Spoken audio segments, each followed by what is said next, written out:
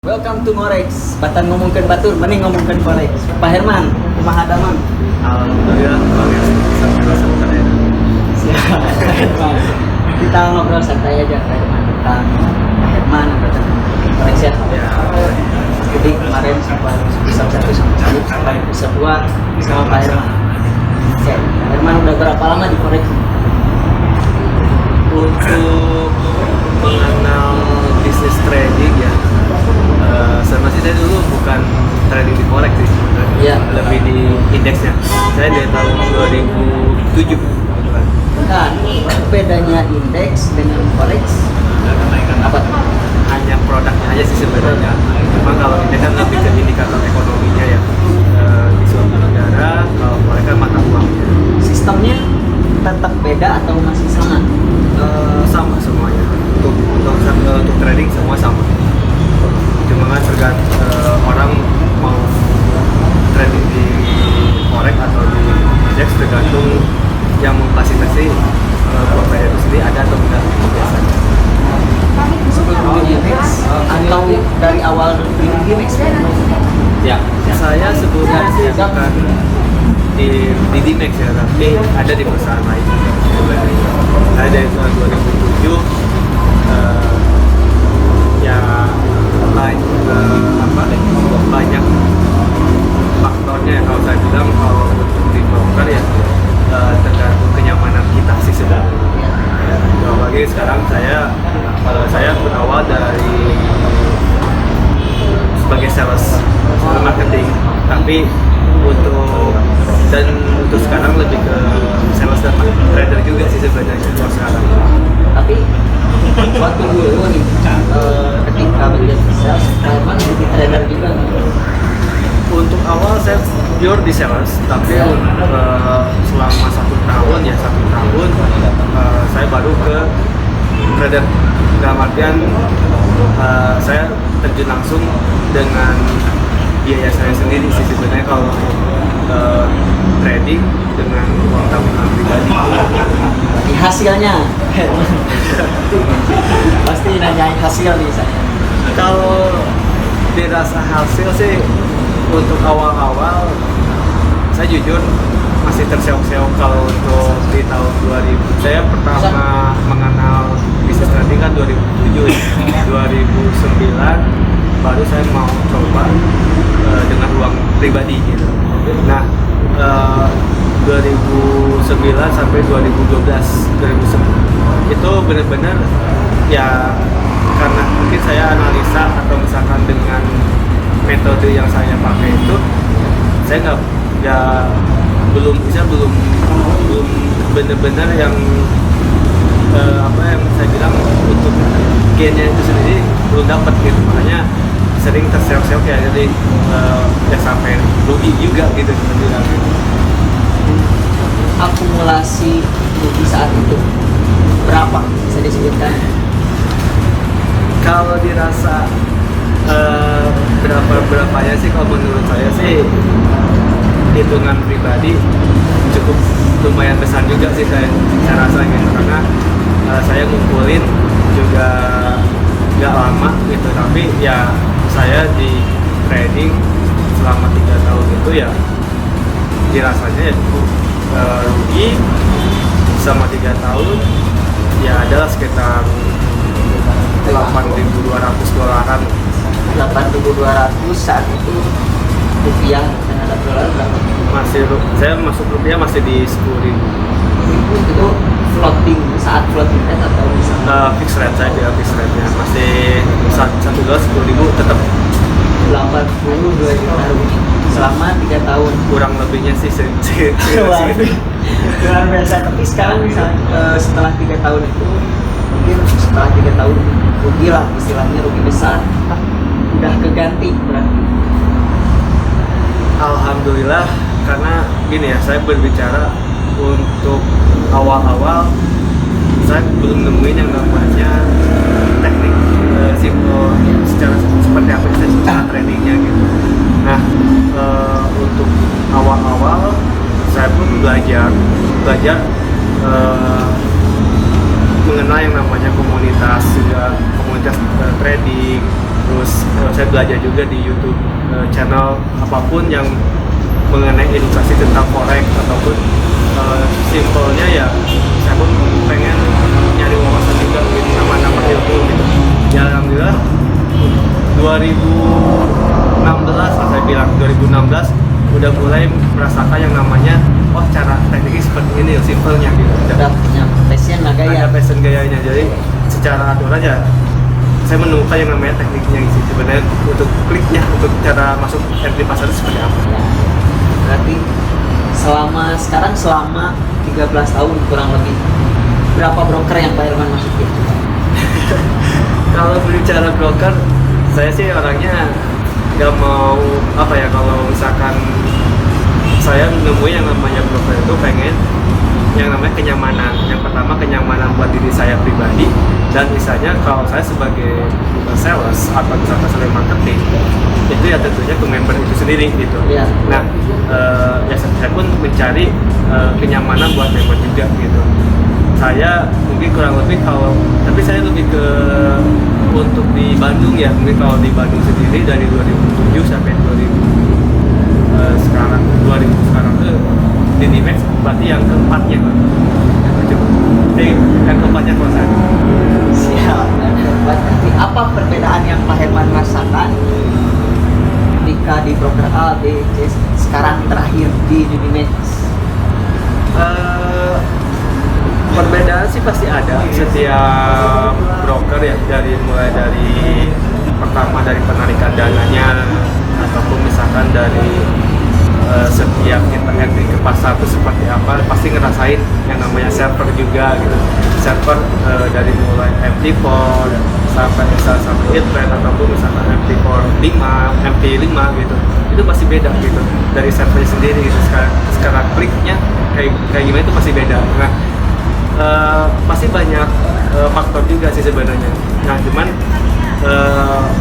banyak juga kelebihannya ya, apalagi yang saya temuin sekarang tuh kayak di Dimex ya sekarang untuk di penarikan dana sebenarnya itu lebih cepat saya bilang gitu.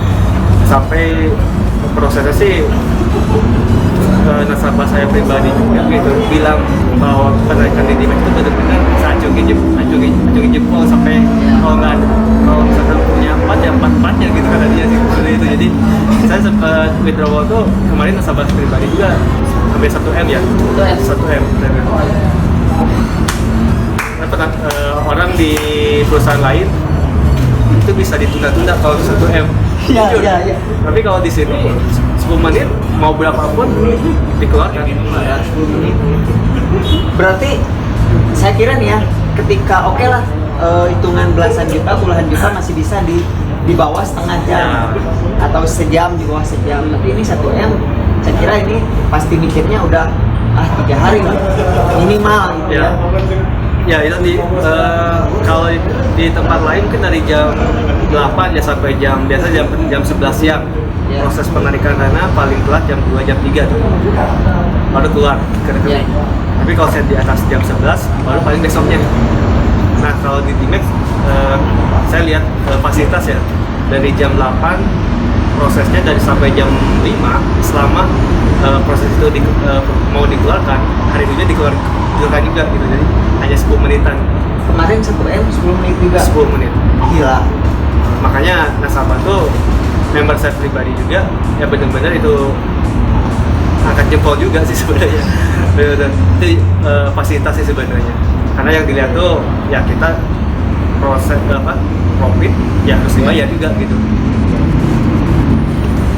Profit 1M sejumlah 1M itu emang benar-benar pure si nasabahnya sendiri, atau kan broker di sini di Indonesia mungkin khususnya broker lokal sering mungkin mendengar yang si nasabahnya itu dimainkan oleh si marketingnya, dimainkan si marketing. Kalau di sini sejumlah itu sendiri atau emang kalau untuk broker saya bilang bagi di Indonesia ya, aturan broker itu kan menurut undang-undang itu yang namanya transaksi itu sebenarnya harus member atau misalkan nasabah itu sendiri. Itu yang menurut aturan undang-undang. Makanya di sini benar-benar untuk si member itu sendiri ya harus benar-benar transaksi sendiri Iya. gitu. Makanya fasilitas yang kedua itu ada namanya edukasi, saya bilang edukasi buat nasabah. Ya. Nah, dari mulai awal yang nasabah nggak tahu, apalagi yang mungkin pengalaman saya pribadi gitu, jangan sampai pengalaman saya pribadi yang kemarin habis di awal itu jangan diulangin lagi. Makanya ada namanya edukasi gitu, edukasi dari newbie, dari member newbie sampai misalnya sampai expert lah. Itu di sini ada gitu. Makanya dari awal ya benar-benar yang trading itu harus nasabah.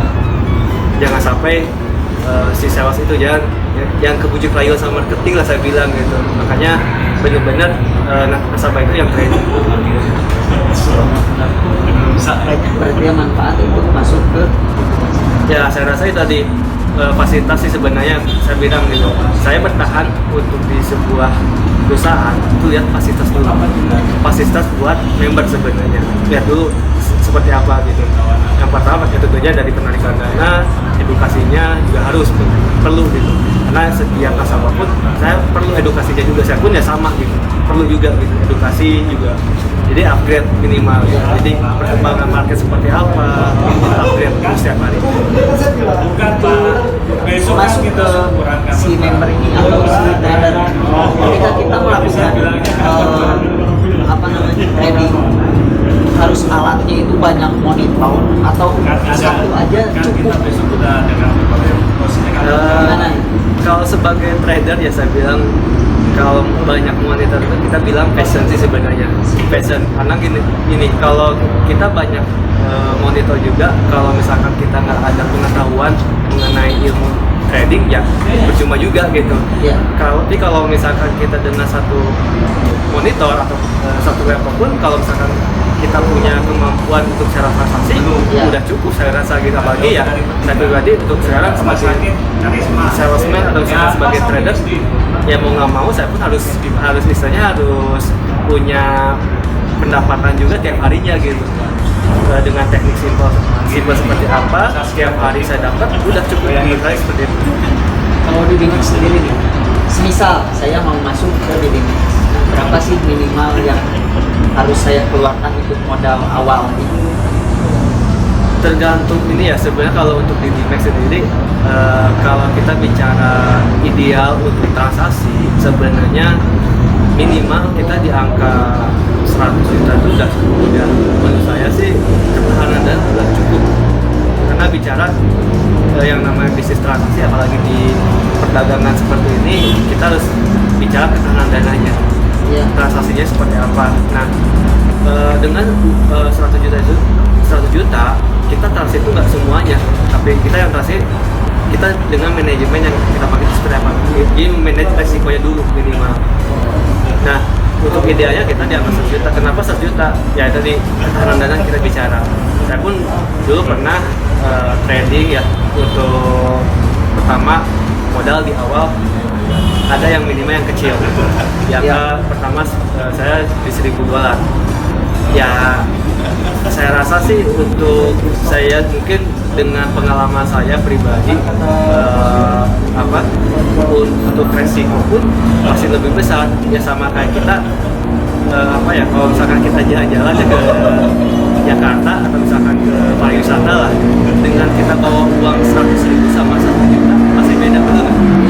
Nah itu yang saya coba sampaikan juga bukan istilahnya 100 juta harus ada tapi minimal kita harus punya gitu. Di trading bisnis trading itu ya kita jangan misalnya tujuan kita apa sih di trading itu pengen cari benar-benar kita dengan modal kecil pengen besar tapi kan intinya ada pendapatan yang lain gitu di samping dari yang mungkin bisnis konvensional kita gitu. Nah bicara bisnis konvensional pernah nggak Pak terjun di bisnis konvensional sebelum terjun ke trading forex?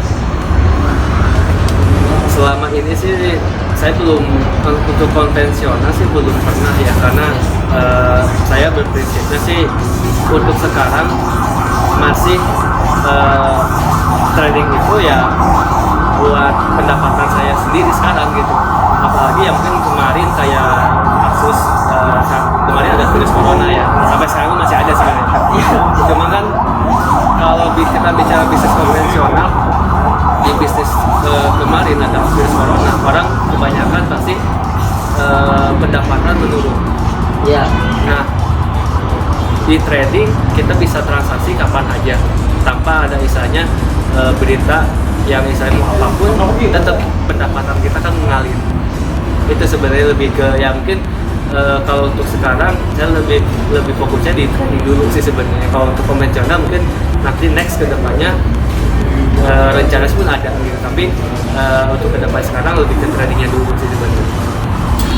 Balik lagi ke Dinimax, dari 100 juta, misal saya nih ada pertanyaan dari saya deposit 100 juta oke ke Dinimax, berapa yang bisa saya dapatkan per bulan? Sebenarnya tergantung kita untuk plan trading ya saya bilang. Kalau untuk pendapatan, karena di bisnis trading itu kita nggak fix return. Nah, nggak, dan artian nggak satu bulan misalnya fix 10% nggak. Ya. Yang namanya kita bisnis, ada kalanya kita bicara untung, ada bicara kita rugi.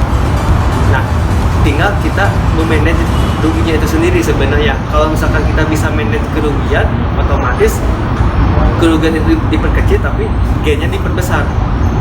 Nah, saya sih rata-rata kalau untuk sekarang sih untuk pribadi ya, untuk yang saya apalagi yang saya dengan dana saya pribadi itu saya satu hari paling minimal ada, kalau untuk kita pakai trading dengan minimal lot yang kecil itu ya antara 500 sampai 1,5 juta itu udah cukup sebenarnya kalau menurut saya pribadi per hari Ya. gitu.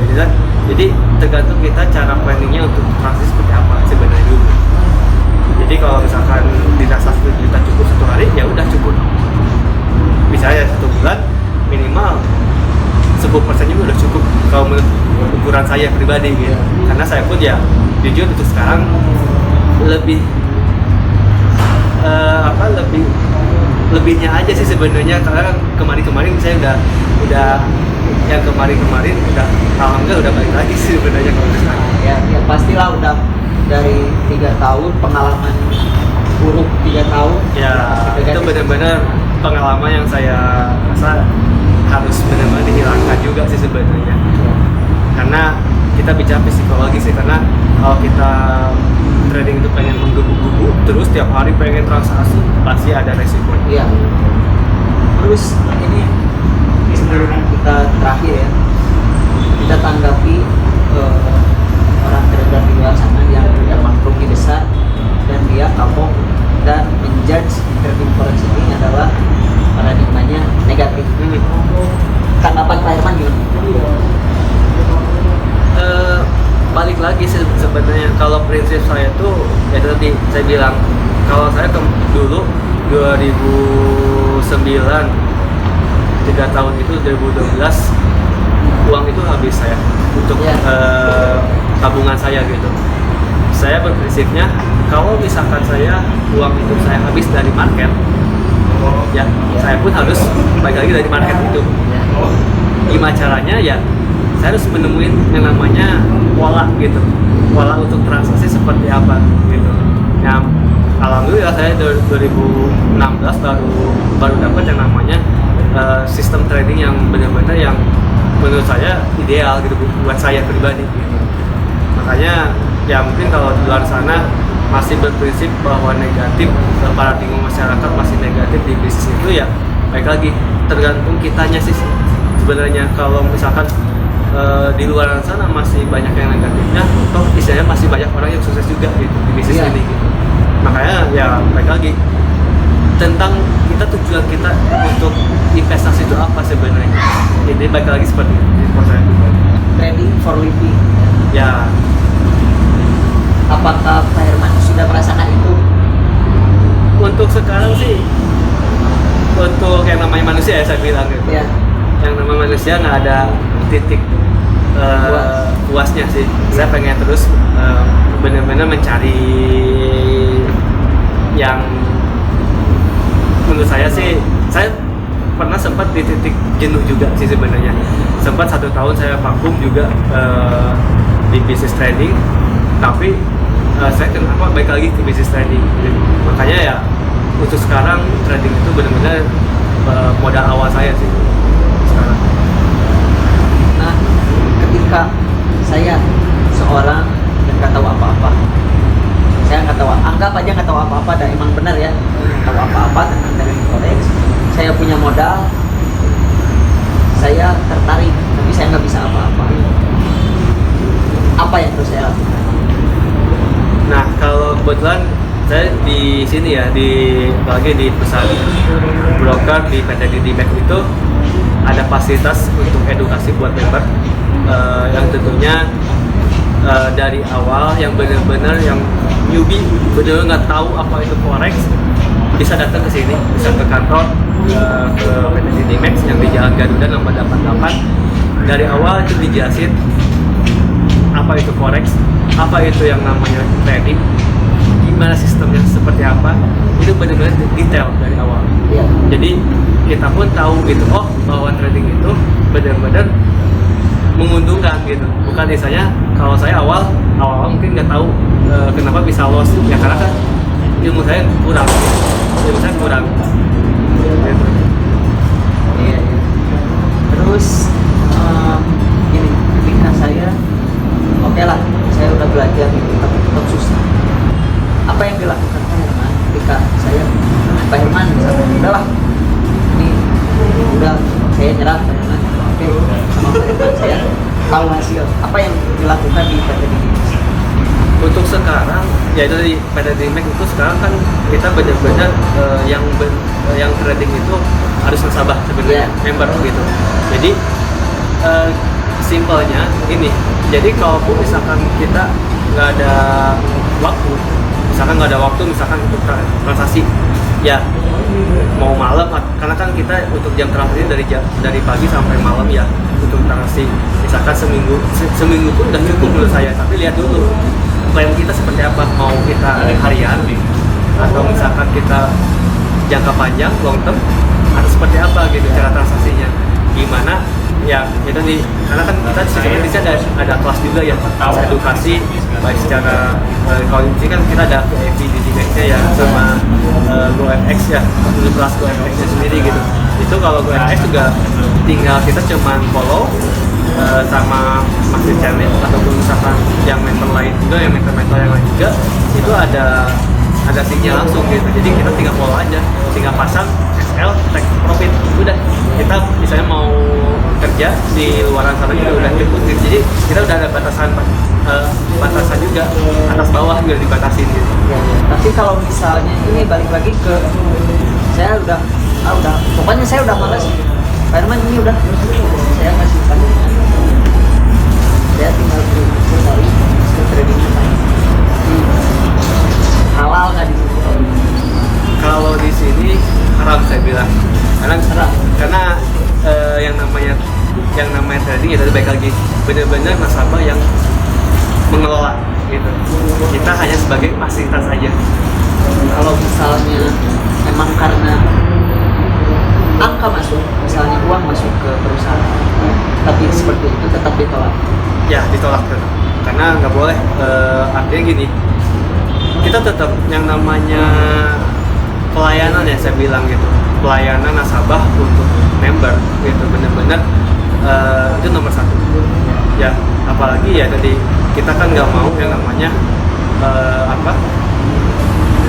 nasabah itu menyalahkan kita gitu dengan cara transaksi kita gitu. Ya. Itu bedanya di sana karena psikologis kita itu beda gitu dengan misalnya dengan kita mentradingkan sama orang itu trading juga gitu, itu beda. Jadi kesimpulannya di sini itu emang kita walaupun newbie, walaupun nggak bisa, tetap ada edukasi. Harus edukasi. Saya bilang itu dasarnya dulu, edukasi dulu. Walaupun misalkan kita tradingnya demo dulu, ya nggak apa-apa silakan gitu. Yang silakan demo dulu. Gitu. Benar-benar ya kita belajar dari awal trading. Benar-benar kita harus mengetahui oh bisnis itu menguntungkan gitu. Saya terakhir sebelum ditutup, apa yang bisa Pak Herman sampaikan tentang trading forex yang Pak Herman lakukan dengan visi?